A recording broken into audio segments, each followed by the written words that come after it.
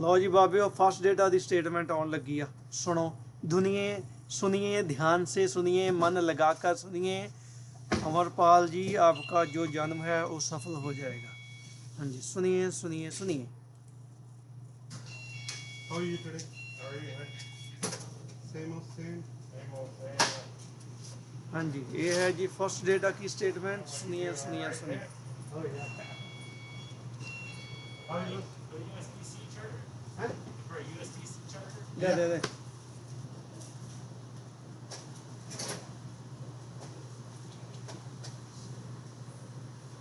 His wall plug?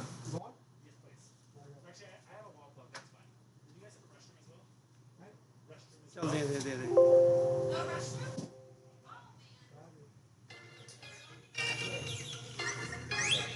Yeah. So the G is your USB-C, right? अच्छा तार लड़ियाँ ने Like a yeah. We live in we're in Arnold, so we're different, yeah. Okay, we go on to juice, okay? At the bottom of the first page would have any notes or messages important to the merchant. This could include network fee changes, new industry rules and regulations, and potentially any upcoming merchant rate or fee changes.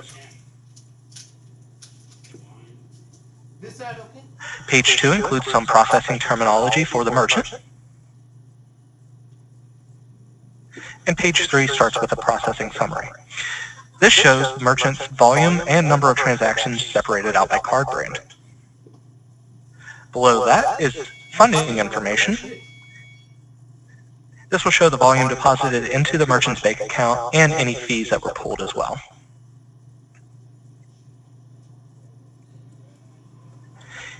Page 4 starts out with month-end funding information separated by card brand. Below that would show any third-party processing the merchant may have. Typically, this would be American Express, ESA, if it applied. That's followed by any chargeback information, and it can be important to look at this information to see if there is a common theme for chargebacks, and potentially for any savings or best practices that the merchant can start on. The bottom half of page 4 starts the fees charged section. This will list the details of all the merchant's charges. This information continues onto page 5. At the bottom of page 5, it has the interchange charges section, which continues all the way onto the end of the statement.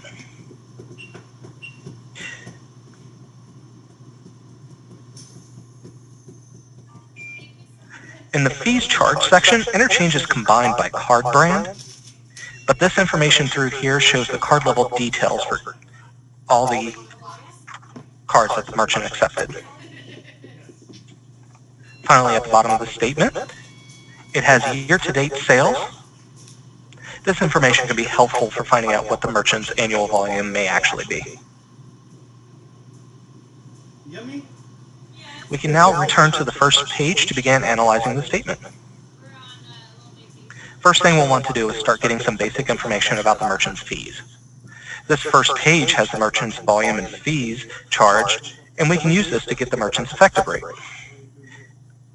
If we take the 4114.31 and divide it by their total volume, we'll find that their effective rate is about 2.31%. We can now go on to page 3. Yeah, it's my family's new over there. And we can use the summary information to find out what the merchant's average ticket is. If we take their total gross volume and divide it by the number of transactions, we'll find that their average ticket is $146.53. We can now continue on to page 4 to start looking at their actual fees. The first card brand we come to is MasterCard, and the first fee listed is their discount rate. This merchant is being charged 20 basis points. The next line is their dues and assessments. It's important to note that they do not have the rate listed here, so a best practice is to take the fee and divide it by their volume to find out what they're actually being charged. In this case, the merchant is being charged 12 basis points for dues and assessments, which is the pass-through rate for MasterCard. As we continue, we come across the transaction fee. This merchant has a 5-cent transaction fee. Below that is the interchange. As I said earlier, in the fees charged section, they have interchange lumped into one line item. If we continue down into the interchange charges section, this is where they have all the details. It's always good to check a few common card types to see if the merchant is being charged pass-through or not. For MasterCard, a few common cards to check are Credit Merit 3, Debit Merit 3, and Regulated Debit. In the interchange charges section, they do separate credit and debit charges, so the first section we have is just credit.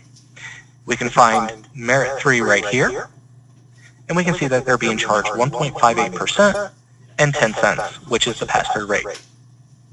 If we scroll down to the debit section, we have Merit 3 debit, which is being charged 1.05% and 15 cents, and regulated debit down here at the bottom of 5 basis points and 22 cents. If you continue to check the rest of the card, you'll see that the merchant is being charged pass-through for all card types.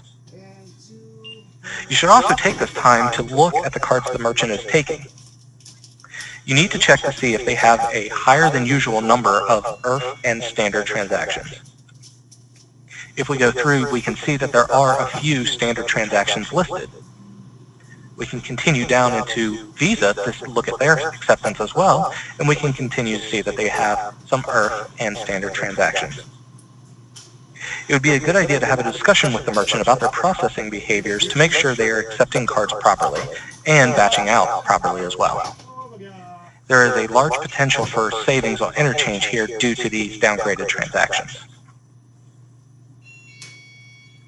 We can now return to the MasterCard fees section, and after interchange, the next line was NABU. Merchant is being charged 1.95 cents. Below that is the kilobyte fee, which is also known as the settlement fee, of 0.0035 cents. If we continue on to the statement, we come across the the American Express fees. First one is the American Express discount rate of 70 basis points. It is not uncommon for Amex to have different rates than Visa, Master, and Discover. So you should always check to make sure that they are the same, or if not, what they are. If we continue, we'll come across the American Express transaction fee, followed by interchange, which is listed similarly to MasterCard, and then the American Express network fee, which is their version of dues and assessments. You can continue on the statement checking the Visa and Discover fees, which are listed similarly to what we just went over with MasterCard and American Express. We can see that all the network fees are being charged at pass-through. At the end of this general section, we have the total card fees,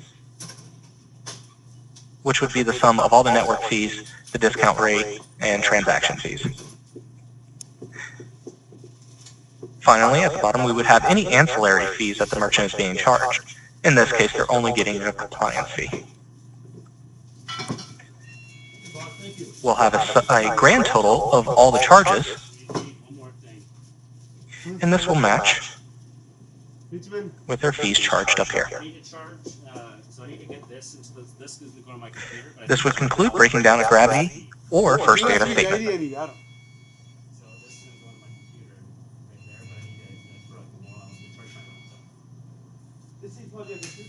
Yeah, so this side, I need to charge my computer. I left my charger. You need Type C to C. Yeah. So that I'm going to go to my computer, but I need like a USB on that side. Oh, this is, I don't know, I have C, Type C to C.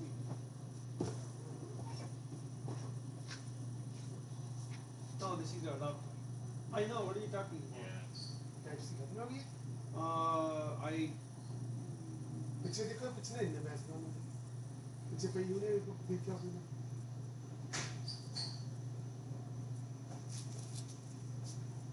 you need to charge your computer. Yes, sir. Oh, this is for I. Yeah. ਪਿੱਛੇ ਦੇਖਿਓ ਭਾਈ ਪਈ ਹੋਣੀ ਕੋਈ ਨਵੀਂ ਇਹਨੂੰ ਆ 1 ਚਾਹੀਦੀ minute, 1 minute, type ਸੀ ਦਾ USB 1 minute. Let me start.